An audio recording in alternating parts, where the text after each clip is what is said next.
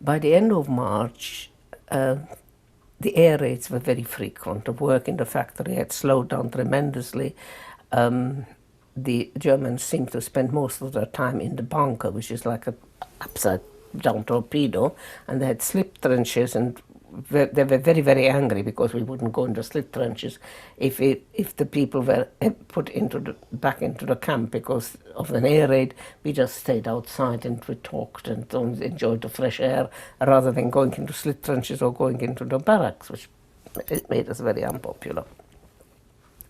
At the end of March, a train came into the railway lines, which was running alongside the camp, and the SS men came and said that they were taking all the sick, all the ill, all the ones that couldn't walk by wagon, and the rest of us would have to walk. And when I asked them where they were taking us, they said taking them to Bergen-Belsen. I didn't know at that stage that Bergen-Belsen was also an extermination camp. So we had quite a few patients who had to go by. I mean, we didn't think it was a bad idea for people who weren't particularly fit to go, because we had no idea that the end was what it was. And also they insisted that the women with the babies should go as well. Now, one of the mothers put the baby on a little heap of straw by the doorway for some fresh air. And when everybody was entrained and the soldiers picked or held himself up by the edge of the door and swung himself up into the carriage, whether by accident or design, he stepped on the baby and killed it outright. And you can imagine the outcry of the mother. But he says, you ought to be grateful to me. I probably saved your life, because if you with the baby would arrive in Bergen-Belsen, you would go straight into the gas chamber like this. You have a chance to survive. I later found out that yes, not only did she survive, she met her husband, and they emigrated to Australia, and they did have children, but I didn't keep contact with them, I just heard it. So they took the train away, and the following evening, they started to march us towards Bergen-Belsen. And they marched us during the night time and hid us in barns in the daytime. We could hear a lot of air raid activity going on around it, and every time that happened, in the dark we were hidden. In the daytime they couldn't see us. After about 3-4 days, and I was getting the feeling personally that we were going around in circles.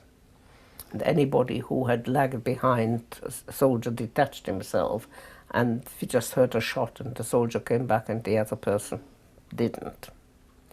And by this time, my left hip was again giving me a tremendous amount of trouble.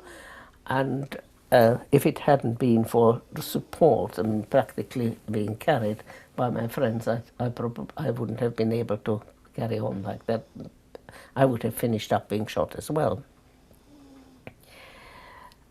After about 3-4 days of walking, they couldn't find a barn for us anywhere in the morning. So they told us to lie down in the fields, and they themselves, the guards, lay down in the ditches. And we could hear the church bells ringing in the village in front of us, and we saw white sheets hanging out from the windows, and then we saw tanks with pink, like I don't know whether it was paper or fabric over the top to identify them. A lot of planes overhead. And we noticed that the guards were edging backwards towards the woods at the back of us. And a wave of women just exploded from the fields and surrounded the tanks. What the American soldiers would have thought of finding themselves surrounded by hundreds of women with half-shorn hair in ragged clothes, I just can't imagine. I couldn't move, I was in a ditch. And the American soldiers told us that they were the advance guard, they were encircling the Ruhr. There would be no troops there for 3 days, and for 3 days we could do what we wanted. as far as they were concerned, we were in charge. Well, as I said, I couldn't really move. I was just lying in a ditch. So they lifted me up and they got me into a farmhouse that was nearby and laid me down on a wooden settle in the big kitchen. And at the table was an old man, a woman, the little girl. And the little girl whispered something to her mother, and the mother nodded her head.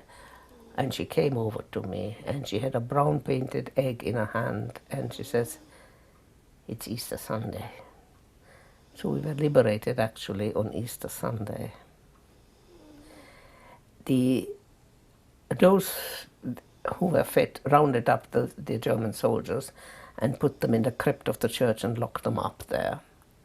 But there were women soldiers as well. There was one woman in particular who had always been, I wouldn't say even unfriendly, only mocking of us because we had short hair or no hair at all, having been shorn.